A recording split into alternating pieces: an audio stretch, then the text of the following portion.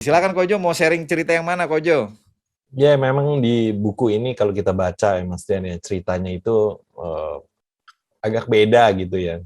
Ya, jadi sangat menyentuh ya kan. Dan juga ternyata bukan hanya ceritanya keajaiban saja, tapi wejangan-wejangannya dan ternyata ya bagi saya yang mungkin lebih menyukai sesuatu yang lebih agak logis, logika dan sebagainya gitu. Ternyata di buku ini pun banyak loh, ya dong, dibeberkan secara sistematis malah, ya kan, secara ini tujuan hidup manusia itu apa, seperti Iya, apa. iya, Ada iya, tuh benar-benar. di halaman tersebut gitu.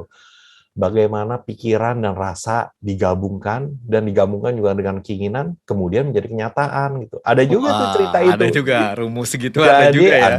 ada kayak begitu-begitu. Jadi saya kaget juga, wow, ternyata ini bukannya sekedar cerita tentang keajaiban gitu, tapi cara-caranya juga disebutkan gitu kan, iya kan. Iya, Jadi iya. ketika ketika kita membacanya dengan ya istilahnya hanyut ya di dalam sana ya, tiba-tiba kita bisa mengetahui banyak hal yang tentang rahasia-rahasia alam gitu ya, Iya, iya, rahasia-rahasia iya, iya. keberadaan gitu. Saya sampai tiba-tiba kaget, wow, ternyata ternyata baru mungkin baca banyak buku tentang meditasi, tentang apa ya, kita nggak ngerti. Tapi ketika baca ini tiba-tiba, oh ternyata ada ya koneksi antara pikiran, terkoneksi dengan Iya, iya. perasaannya, terus Iya, kemudian iya. digabungkan dengan keinginan dan seterusnya gitu kan.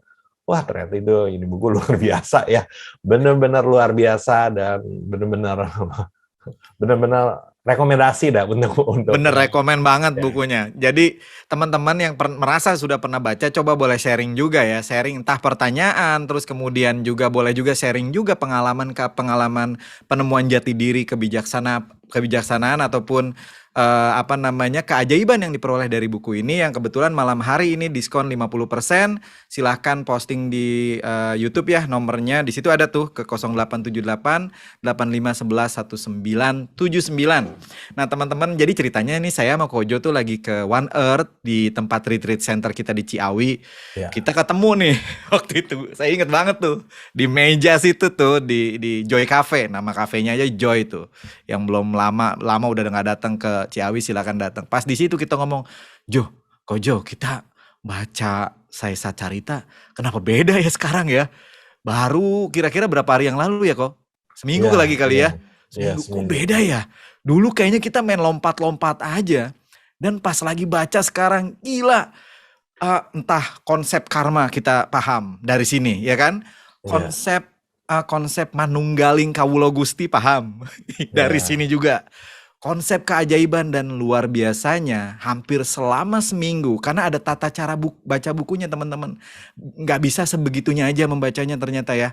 iya, Selama 1 minggu itu seolah-olah hidup kita itu diwarnai oleh sesuatu yang di luar pikiran, di luar logika, di luar lapisan yang lain dan kita seolah-olah diselimuti sesuatu. Dan kita berdua bengong-bengongan tuh lihat-lihatan. Kebayang kalau saya sama Kojo lihat-lihatan nggak ngomong. Nggak seru juga sih ngeliatin kita gitu ya. Nah, sekarang makanya biar kita nggak lihat-lihatan, kita panggilin Koko satu lagi nih. Koko Zembri. Nah, Koko Zembri. Rahayu Koko Ayo, Zembri. Kang Dian, Kojo, ayo, dan para sahabat Wah, dengan Krishna Book Club. nih ini cerah banget nih ya, cerah banget nih Koko Zembri nih. Saya mau denger nih kok gimana kok pengalaman baca bukunya nih. Ini ada kisah apa yang menarik dari halaman halaman berapa nih kok? Iya, saya sangat antusias banget dengan pembahasan malam ini ya, Kang Dian ya. Jadi awal saya baca buku itu, apalagi apa ini kan dari Guruji juga ya, dari Bapak Mm-mm. Anand Krishna. Jadi saya juga nggak kenal Sirdi Sai Baba siapa segala macam. Cuma eh, karena Bapak Anand Krishna yang apa yang memang penulisnya apa yang menerjemahkan ini juga di halaman belakang itu ada syarat ternyata. Oh, Jadi ada syarat. bagi buku ini ditujukan kepada mereka yang sudah pernah mendengar tentang Sirdi Sai Baba itu yang paragraf ketiga. Waduh, saya waktu itu belum kenal nih, gitu kan.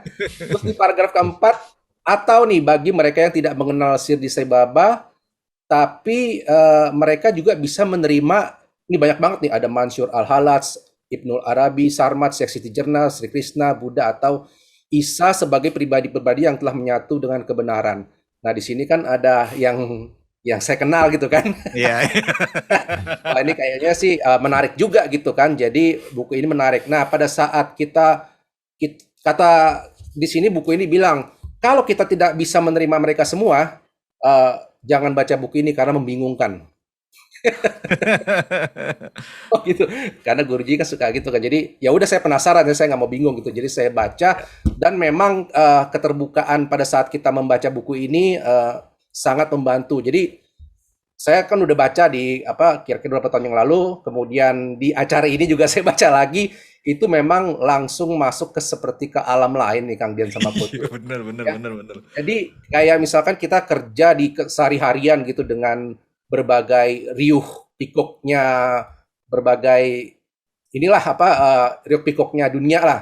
Nah, tiba-tiba baca buku ini tuh masuk ke alam yang berbeda gitu kan. Yang kalau kita baca tuh kok ajaib banget ya ada cerita-cerita seperti ini ya dan kemudian kita otomatis kayak merasa keajaiban tiba-tiba kalau kita masuk ke dalam ini kan pada saat kita buku kan imajinasi kita kan berkembang ya kan Mhm. nggak kayak nonton Netflix gitu kan Iya, iya, iya, iya, iya, nonton bener, apa bener. TV segala macam ini benar-benar imajinasi kita tuh membawa kita ke dunia lain yang kita nggak dapat di pada saat kita nonton film. Nah inilah kehebatan dari membaca buku. Koji ini bikin penasaran aja udah ngiler nih. Nah Ceritanya apa itu. Koji? Ceritanya gimana Koji? Coba Nah, Koji. ceritanya Satu yang cerita. yang mukjizat pertamanya itu saya bacanya tuh yang paling awal tuh mukjizat tepung gandum Wis, ya. oke. Jadi kan orang-orang melihat kalau si Disai Baba panggilannya Baba kan di buku ini ya. Iya. Jadi Baba ini menggiling gandum. Nah, orang-orang bingung kan kenapa Baba melakukan itu setiap hari? Karena kan Baba kan hidup dari sedekah. Ngapain dia kerja keras lagi? Gitu kan? Dan Iya, Baba iya, iya. melakukannya setiap hari selama 60 tahun kan di Sydney kan beliau kan tinggal selama 60 tahun gitu kan. Jadi setiap hari tuh, ya kan? Akhirnya mereka yang ke sana bantuin Baba gitu kan. Aha. Baba segala macam malah Baba makin kesel gitu kan. Ya udah daripada makan gandum sini gandumnya saya bawa pulang terus kemudian makan roti aja deh gitu kan. Nah, terus kemudian ya apa akhirnya ya udah kata Baba ya sudahlah apalah bagi-bagikan aja gandum ini ke perkampungan yang lain gitu kan. Hmm. Nah, terus kemudian ternyata baru ketahuan bahwa Baba itu tidak hanya membuat gandum saja, ternyata pada saat itu di Sirdi sedang ada wabah kolera, ya kan? Nah, wabah kolera ini ternyata lagi digiling sama Baba tersebut ya sehingga wabah tersebut bisa hilang dalam waktu yang singkat lah. Nah, di sini terus terang ini kalau di buku ini juga bilang ini apa hubungannya menggiling gandum dengan menghilangkan penyakit atau wabah kolera. Ini benar-benar nggak bisa dijelaskan dengan kata-kata. Itu di halaman 4 Kang Dian. Ya, Halaman 4 ya? ya halaman 4. Jadi ini di awal aja sudah ini apa namanya? Secanggih Sudah itu ya? ya sudah di apa hubungannya gitu. Kalau pakai Iya. logika kan nggak ada masuk akal gitu kan. Iya, Tapi iya. ya udah kita baca terus kan gitu kan. Nah, ternyata memang apa di buku ini juga bilang bahwa kita harus memaknai tersebut giling gandum itu sebagai ada simbol-simbolnya nih Kang Dian. Jadi kadang-kadang kalau Hmm. keajaiban kita nggak bisa memaknai itu bisa jadi sesuatu yang halu, yang Iya. awang-awang, ya. Nah, di sini dijelasin ternyata gilingan gandum tersebut dia bukan menggiling gandum aja tetapi juga kekilafan atau perbuatan jahat dari kita semua. Nah, mungkin pada saat itu di seluruh apa desa itu mungkin ada berbagai kekilafan atau apapun lah, dibuang jauh-jauh. Nah, kemudian ada lagi simbolisasi dua batu giling. Mungkin anak-anak zaman sekarang nggak tahu ya, Iya. gilingan gandum tuh kayak gimana. Iya, Cari iya. di internet ya, di Google ya, gilingan gandum. Dia ada apa? Kayak ada dua batu giling tuh bertumpuk terus kemudian diputer. Nah, batu giling itu simbol dari karma sama bakti. Ya, jadi perbuatan kita, bakti kita, pelayanan kita itu yang akan menggiling gandum itu. Ya, jadi dua dua simbolisasi ini dan ini juga berlaku loh sampai sekarang loh simbolisasi itu loh ya perbuatan karma dan bakti. Nah kemudian ada kan pada saat kita giling itu kan kayu dari kayu. Nah kayu itu lambangnya itu giana atau kesadaran.